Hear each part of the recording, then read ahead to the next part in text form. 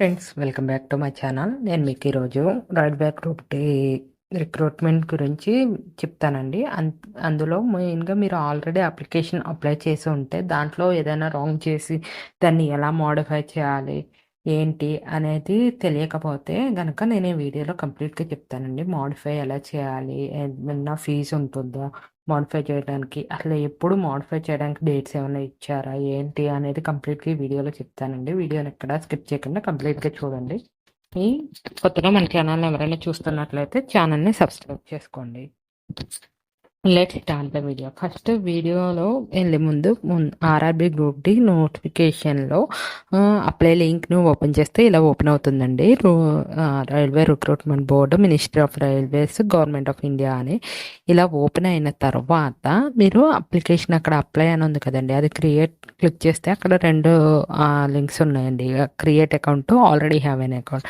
మీరు already account create చేసేసుకుని apply చేసేసిన తర్వాతే మోడిఫికేషన్ చేయాల్సి వస్తుంది కాబట్టి ఫస్ట్ క్రియేట్ అకౌంట్ క్లిక్ చేసి క్రియేట్ చేసేసుకుంటారు, అప్లై చేస్తారు. ఏదైనా రాంగ్ ఉన్నప్పుడు మీరు చేయాల్సిన పని అంటే ఆల్రెడీ హ్యావ్ ఎన్ అకౌంట్ అని దాన్ని క్లిక్ చేసి దాంట్లో మీరు ఎక్కడ రాంగ్ ఇచ్చారు, ఏ ఇన్ఫర్మేషన్ రాంగ్ ఇచ్చారు అనేది మీకు తెలుస్తుంది కదా, దాన్ని బట్టి మీరు ఆన్ చేసుకోండి. Already have an account click చేస్తే ఇలా సైన్ అప్ పేజ్ ఓపెన్ అవుతుంది. అందులో ఒకటి Aadhaar, login with Aadhaar, login with RRB account. మీరు దేని ద్వారా అయినా లాగిన్ అవ్వచ్చు. ఈజీగా లాగిన్ అవ్వాలంటే లాగిన్ విత్ ఆధార్ అయితే ఓటీపీ ద్వారా లాగిన్ అయిపోతారు. లేకపోతే ఆర్ఆర్బి అకౌంట్లో అకౌంట్ నెంబర్ అండ్ అక్కడ మీరు ఏది ఇస్తే దాన్ని బట్టి పాస్వర్డ్ అడుగుతుంది. ఇక్కడ మీరు ఆధార్ నెంబర్ ఇవ్వండి. తర్వాత ఆధార్ ఓటీపీ జనరేట్ చేసి ఐఎమ్ నాట్ రోబోట్ అని క్లిక్ చేసి లాగిన్ అని క్లిక్ చేస్తే ఓపెన్ అయిపోతుంది మీ అప్లికేషన్. ఇంకోండి ఆన్లైన్ అప్లికేషన్ హిస్టరీ అని ఉంది కదా, ఈ రెండిట్లో కనిపిస్తుంది. మీరు ఆల్రెడీ అప్లికేషన్ హిస్టరీ అనేది అప్లై చేసేస్తే అప్లికేషన్ హిస్టరీ క్లిక్ చేసుకున్నారు అనుకోండి, అక్కడ మీ ఫుల్ ఇన్ఫర్మేషన్ అనేది ఉంటుంది. అదే మీ అప్లికేషన్ అనేది ఇంకా కంప్లీట్ అవ్వలేదు అనుకోండి, ఆన్లైన్ అప్లికేషన్ క్లిక్ చేసి అప్లై చేసుకోవచ్చు. ఇక్కడ ఈ రెండు ట్యాబ్స్ ద్వారా మాత్రమే యూస్ అవుతుంది కాబట్టి నేను ఆన్లైన్ హిస్టరీ అనేది క్లిక్ చేసి దాంట్లో మనకి ఎలా మోడిఫై చేసుకోవాలి అనేది చూపిస్తానండి. ఈ ఫస్ట్ ఆన్లైన్ హిస్టరీ అనేది ఓపెన్ చేయండి. ఓపెన్ చేసిన తర్వాత మీకు ఆల్రెడీ అప్లై చేసుకున్నారు కదా, మీ ఫుల్ డీటెయిల్స్ అనేవి అక్కడ కనిపిస్తాయి. ఏమేమి ఉన్నాయి అనేది, అక్కడ ఫీజు పే చేశారా, ఫీజు పే చేయలేదా, లేకపోతే అప్లికేషన్ సరిగ్గా ఇచ్చారా లేదా, అన్ని డీటెయిల్స్ ఆన్లైన్ అప్లికేషన్ హిస్టరీలో కనిపిస్తుంది. మీరు ఇంకా క్లియర్గా చేయలేదనుకుంటే ఆన్లైన్ అప్లికేషన్ ద్వారా చేయవచ్చు. ఇంకోండి ఇక్కడ మోడిఫై అని ఉంది కదా, ఈ మోడిఫైలో అక్కడ మీకు మోడిఫికేషన్ డేట్స్ ఓపెన్ అయిన తర్వాత అక్కడ మోడిఫైడ్ అని ఉంటుంది, అక్కడ క్లిక్ చేస్తే ఓపెన్ అవుతుంది. అందాక నేను మీకు చూపిస్తున్నాను. ఇక్కడ మీ అప్లికేషన్, ఆన్లైన్ అప్లికేషన్ అని క్లిక్ చేస్తే ఇలా ఓపెన్ అవుతుంది. మీకు కూడా తెలుసు కదండి. ఇలా ఓపెన్ అయిన తర్వాత అక్కడ మీరు ఖచ్చితంగా ఏమేం చేంజ్ చేసుకోలేరు అంటే, ఒకసారి జోన్ సెలెక్ట్ చేసుకున్న తర్వాత మళ్ళీ జోన్ చేంజ్ చేయడానికి ఉండదు. అక్కడ ఆల్రెడీ జోన్ సెలెక్ట్ చేసేసుకున్నారు, దాన్ని చేంజ్ చేయాలి. నెక్స్ట్ ఇక్కడ మీరు చేంజ్ చేయగలిగే ఏంటి, marital status, religion, mother tongue, examination language, ఏ టంగ్ అయితే ఇది ఏదైతే అది. ఫర్ ఎగ్జాంపుల్ అంటే మనం విజిబుల్ మార్క్స్, ఐడెంటిఫికేషన్ మార్క్స్ ఇచ్చాం కదండి 10th class marks list base చేసుకొని, దానివి మార్క్స్ అవి డీటెయిల్స్ చేంజ్ చేయొచ్చు. అండ్ నెక్స్ట్ కమ్యూనిటీ అంటే రిజర్వ్డా, ఎస్సీయా, ఎస్టీయా, ఓబీసీయా, ఈడబ్ల్యూఎస్ సర్టిఫికెట్. అంటే కొంతమందికి ఈడబ్ల్యూఎస్ సర్టిఫికెట్ ఫస్ట్ లేకపోయినా నెక్స్ట్ అప్లై చేసినప్పుడు వస్తుంది, అప్పుడు దాన్ని చేంజ్ చేయాలి అంటే కూడా ఇలా మోడిఫికేషన్ డేట్స్ ఉన్నప్పుడు చేంజ్ చేసుకోవచ్చు. ఓబీసీ నాన్ క్రిమి లేయర్ ఉన్న వాళ్ళు ఎప్పుడు అప్లై చేస్తారో దాన్ని బట్టి దాని డేట్స్, నెంబరు, ఏ కంట్రీలో ఇష్యూ అయింది, ఏ స్టేట్లో ఇష్యూ అయింది, అవన్నీ మీరు చేంజ్ చేసుకోవచ్చండి ఈ డేట్స్ని బట్టి ఎవరి. అండ్ నెక్స్ట్ వచ్చి పర్సనల్ డీటెయిల్స్ అక్కడికి అయిపోయినాయి. నెక్స్ట్ అదర్ డీటెయిల్స్ ఇచ్చినప్పుడు అది ఎక్స్ సర్వీస్ మెన్నా, బెంచ్ మార్క్ డిసేబిలిటీ ఏమన్నా ఉందా, ఇవన్నీ అడిగారు కదా ప్రీవియస్గా మనల్ని అడిగినప్పుడు. అందులో మీరు ఏదైనా రాంగ్ పెడితే కనుక దాన్ని చేంజ్ చేసుకునే ఛాన్స్ అయితే ఇక్కడ మనకి మోడిఫికేషన్లో ఇస్తారు. ఒకవేళ మీరు ఈబీసీ సర్టిఫికేట్ హోల్డర్ అయితే అది. ఒకవేళ మీకు ప్రీవియస్‌గా అప్లై చేసినప్పుడు లేదు. తర్వాత మీరు అప్లై చేసుకున్నప్పుడు మీకు ఇష్యూ వచ్చింది. అది చేసుకోవచ్చు. లేకపోతే ప్రీవియస్‌గా మీకు జాబ్ లేదు. సెంట్రల్ గవర్నమెంట్‌లో మీకు సెలెక్ట్ అయినట్టు ఏదన్నా వచ్చింది. అదైనా అలా ఏదైనా జరగొచ్చు కదా! ఈ డేట్స్‌లో. అవన్నీ ఇచ్చుకుంటారు. దాన్ని ఇచ్చిన తర్వాత ఆ డేటా అంతటిని సరిగ్గా మీరు కరెక్ట్‌గా ఫిల్ చేసేసి అదంతా ఇచ్చుకోండి. మీకు అక్కడ మోడిఫికేషన్ డేట్స్ ఓపెన్ అవుతాయి. కొన్ని అప్లికేషన్ డేట్స్ కంప్లీట్ అయిపోయిన తర్వాత. అప్పుడు మాత్రమే మీరు మోడిఫై చేసుకోవచ్చు ఈ అప్లికేషన్‌ని. ఇలా నేను చూపించిన విధంగా. సో, ఏమేమి మోడిఫై చేసుకోగలం, ఏమేమి మోడిఫై చేసుకోలేం అనేది వీడియోలో నేను చెప్తున్నాను. ఇంగోండి మీ పర్సనల్ డీటెయిల్స్‌ని మోడిఫై చేసుకోవచ్చు. అంటే బేసిక్ నేము, జెండర్ అవి కాదు. ఇవి బే నేమ్ 10థ్ క్లాస్ మార్కులు ఇస్తారు కదా! నేమ్ రాంగ్‌గా ఇచ్చిన. అలా ఇస్తారు కదా! అవి చేంజ్ చేసుకోవచ్చు. లేకపోతే ఏంటి క్రైటీరియా ఏంటి రిజర్వేషన్ ఉన్నవి, personal details, educational details, reservation criteria details ఇవన్నీ మీరు చేంజ్ చేసుకోవచ్చు. ఇంగోండి అదర్ డీటెయిల్స్ కూడా మోడిఫై చేసిన తర్వాత నెక్స్ట్ వచ్చి ఎడ్యుకేషనల్ డీటెయిల్స్. ఎడ్యుకేషనల్ డీటెయిల్స్‌లో ఇక్కడ ఎడిట్ అని ఉంది కదా! అక్కడ క్లిక్ చేస్తే మీ ఎడ్యుకేషనల్ డీటెయిల్స్ అనేవి మీ బ్యాక్‌గ్రౌండ్ మొత్తం ఓపెన్ అవుతుంది. అంటే మీరు ఏ బోర్డ్ చదివారో, ఏ హాల్ టికెట్ ఏంటి, రోల్ నంబర్ ఏంటి, ఏ ఇయర్ పాస్ అయ్యారు, హ్మ్. అవన్నీ ఉంటాయి కదండీ! హాల్ మీ సర్టిఫికేట్ నంబర్ అవన్నీ మీరు ఇక్కడ మోడిఫై చేసుకోవచ్చు. నెక్స్ట్ లేకపోతే మీరు ఇంకా ఎడ్యుకేషనల్ క్వాలిఫికేషన్స్ ఏమన్నా ఉంటే యాడ్ చేసుకోవాలంటే లైక్ ఐటీఐ ఇలాంటి అది. మీ ఫోటోగ్రాఫ్స్ ఏమన్నా రాంగ్ అయితే దాన్ని మోడిఫై చేసుకోవడానికి, ఈ సిగ్నేచర్‌ని మోడిఫై చేసుకోవడానికి ఛాన్స్ అయితే ఉంటుంది. ఇగోండి సిగ్నేచర్‌ని మోడిఫై చేసుకోవచ్చు. ఫోటోగ్రాఫ్ అండ్ సిగ్నేచర్ ఇవి కూడా మోడిఫై చేసుకోవచ్చు.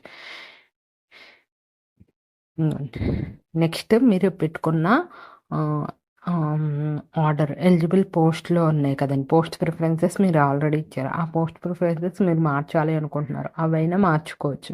ఇందులో ప్రతి ఒక్కటి మీరు చేంజ్ చేసుకోవచ్చండి. మీకు దానికోసం ఫీజ్ అయితే ఉంటుంది. ప్లస్ అవి ఇప్పుడు కాదండి అప్లికేషన్ డేట్స్ అనేవి సబ్మిట్ అయిపోయిన తర్వాత మోడిఫికేషన్ డేట్స్ ఓపెన్ అయినప్పుడు మీరు ఫీజ్ కట్టి ఇది చేయాల్సి ఉంటుంది. ఇంగోండి నేను ఆల్రెడీ చూపిస్తున్నాను. ఏమేం చేంజ్ చేయొచ్చు అనేది నేను మొత్తం చెప్తున్నాను. ఇక్కడ personal details, other details, educational details, profile preferences ఇవన్నీ. ఇంగోండి ఆన్‌లైన్ అప్లికేషన్‌లో ఇప్పుడు స్టార్ట్ అవుతుంది. ఈ డేట్స్ అంటే మనకి ఆన్‌లైన్ పేమెంట్ సబ్మిషన్ వచ్చి 24థ్ ఫిబ్రవరి వరకు ఉందండి. ఆ 24థ్ ఫిబ్రవరి కంప్లీట్ అయిపోయిన తరువాత మనకి మోడిఫికేషన్ విండో అనేది ఓపెన్ అవుతుంది. ఆ మోడిఫికేషన్ విండో అనేది 10 డేస్ వాళ్ళు టైం ఇస్తారు. 25థ్ ఫిబ్రవరి నుంచి 6థ్ మార్చ్ వరకు టైం ఉంది 10 డేస్. ఈ 10 డేస్ లోపు మీరు దీన్ని అప్లై చేసుకోవచ్చు. దీన్ని మోడిఫై చేసేటప్పుడు క్రియేట్ అకౌంట్ గాని, జోన్ గాని మోడిఫై చేయలేమని చెప్పారు. అంటే అకౌంట్ క్రియేట్ చేసుకునేటప్పుడు మీ డీటెయిల్స్ ఇచ్చారు కదా! అవిని జోన్‌ను మీరు మోడిఫై చేయలేరు. ఇంకోటి మోడిఫికేషన్ చేసుకోవడానికి ఏమేం కండిషన్స్ అంటే ఆల్రెడీ ఇక్కడ చూడండి. After the final submission of online application if the candidate wishes to further modify for the correct or any detailed except create account chosen railway. ఈ 2 అంటే మొబైల్ నంబరును, ఈమెయిల్ ఐడీ తప్ప మిగిలినవన్నీ వీళ్ళు చేంజెస్ చేసుకోవచ్చు. ఎలాగా? మోడిఫికేషన్ ఫీజ్ అనేది కట్టి ఆ మోడిఫికేషన్ ఫీజ్ నాట్ రిఫండబుల్ అండి. అన్ని కేటగరీస్‌కి రూ. 250 మోడిఫికేషన్ ఫీజ్ అనేది ఉంటుంది. ఎస్సీ, ఎస్టీ అయినా, ఓబీసీ అయినా, అన్‌రిజర్వ్డ్ అయినా ఎవరైనా ఫీజు కంపల్సరీ కట్టాలి. అండ్ అది రిఫండబుల్ కాదు. ఆ మోడిఫికేషన్ ఫీజ్ కడితే మాత్రమే మీకు మోడిఫికేషన్ విండో అనేది ఓపెన్ అవుతుంది. సో, ఆ మోడిఫికేషన్ ఫీజ్ కట్టి మీరు అప్లికేషన్ అనేది మార్చుకోవచ్చు. కానీ అందులో జోన్ అయితే మీరు మార్చుకోలేరు. Plus email ID, phone number wrong ఇస్తే అవి కూడా మార్చుకోలేరు. మీకు అక్కడ ఫీజు బ్యాంక్ అకౌంట్ డీటెయిల్స్ ఉన్నాయి కదా! అవి కూడా చేంజెస్ చేసుకునే ఛాన్సెస్ ఉంటాయి. అండ్ ఇది ఎప్పుడు అప్లికేషన్స్ కొన్ని ఇన్వాలిడ్ గానీ, రిజెక్ట్ గానీ అవుతాయండి. దానికి ఎప్పుడు ఛాన్సెస్ అంటే మనం మోర్ దాన్ 1 అప్లికేషన్ అంటే మోర్ దాన్ 1 జోన్‌కి 1 అప్లికేషన్ పెట్టేసామనుకోండి. మోర్ దాన్ 1 జోన్ పెట్టినా లేకపోతే మోర్ దాన్ 1 అప్లికేషన్ పెట్టినా అది రిజెక్ట్ అయిపోతుంది. నెక్స్ట్ ఫోటో గానీ, సిగ్నేచర్ గానీ కరెక్ట్‌గా లేకపోయినా అప్లికేషన్ రిజెక్ట్ అయిపోతుంది. అది చూసుకోవాలి. ఫోటో అనేది ఇన్వాలిడ్ ఎప్పుడు అవుతుంది అంటే మీరు కరెక్ట్‌గా ఇంకోండి నేను ఆల్రెడీ అక్కడ హైలైట్ చేశాను. అంటే కళ్ళజోడు పెట్టుకుని ఫోటోలు దిగిన, లేకపోతే ఎప్పుడో ఓల్డ్ ఫోటో పెట్టి అది న్యూ ఫోటోగా పెట్టిన, లేకపోతే డార్క్‌గా చీకట్లో ఉన్నట్టుగా ఫోటో క్లియర్‌గా లేకపోయినా మీ ఫేస్‌తో మీరు అప్లై చేసిన ఫోటో అనేది మ్యాచ్ అవ్వకపోతే ఖచ్చితంగా అప్లికేషన్ రిజెక్ట్ అవుతుంది. అందులో మాత్రం ఏమాత్రం ఇంకా డౌట్ లేదు. ఖచ్చితంగా మీరు కరెక్ట్‌గా ఫోటో అనేది బ్లర్డ్‌గా గానీ, లేకపోతే ఇంకా వేరే కలర్స్ పెంచేసి అలా కొన్ని ఉంటాయి కదండీ! అవేమీ చేయకూడదు. డార్క్ గానీ, డిస్ట్రాక్షన్స్ కానీ అలా ఏది ఉండకూడదు. బ్రైట్‌నెస్ తగ్గిచ్చేసి, రిజల్యూషన్ తగ్గిచ్చేసి పెట్టడం అలా ఉండకూడదు. అన్‌న్యాచురల్ స్కిన్‌తో ఉన్న ఆ ఫోటోలనేవి ఖచ్చితంగా రిజెక్ట్ అయిపోతాయి. అండ్ నెక్స్టొచ్చి మనకి సిగ్నేచర్ కూడా.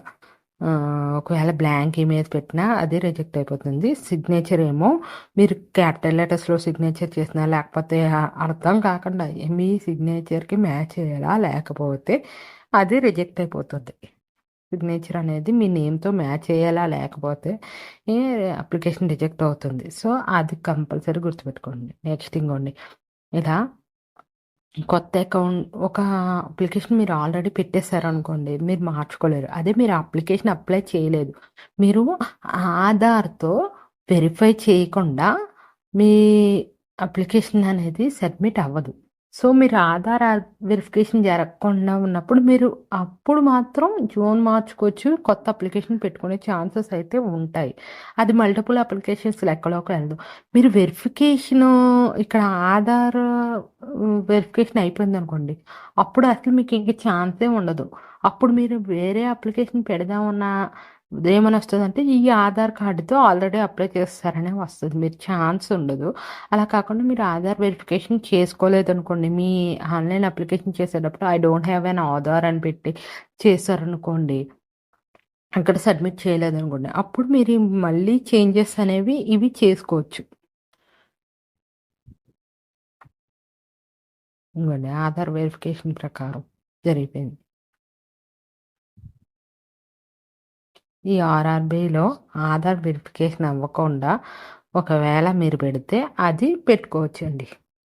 అదర్‌వైజ్ ఇంకా వేరేగా మళ్ళీ అప్లై చేసినా మోర్ దెన్ 1 అప్లికేషన్ అని వచ్చిందంటే అప్లికేషన్ రిజెక్ట్ అయిపోతుంది. సో, మోర్ దెన్ 1 అప్లికేషన్ అని రాకుండా చూసుకునేలాగా ట్రై చేయండి. అండ్ మీరు అప్లై చేసుకునేటప్పుడు 1కి 2 సార్లు 10th క్లాస్ మార్క్స్ లిస్ట్ ప్రకారం మీ నేము, జెండరు అన్నీ కరెక్ట్‌గా ఉన్నాయా, డేట్ ఆఫ్ బర్త్ కరెక్ట్‌గా ఉందా లేదా అనేది చెక్ చేసుకొని ఇక్కడ ఇవ్వండి. మీ పర్సనల్ ఇన్ఫర్మేషన్ ఇచ్చేటప్పుడు కరెక్ట్‌గా ఇవ్వాలి. అదర్‌వైజ్ దానికి రాంగ్ వెళ్ళే ఛాన్సెస్ ఉంటాయి అప్లికేషన్. ఇంతేనండి.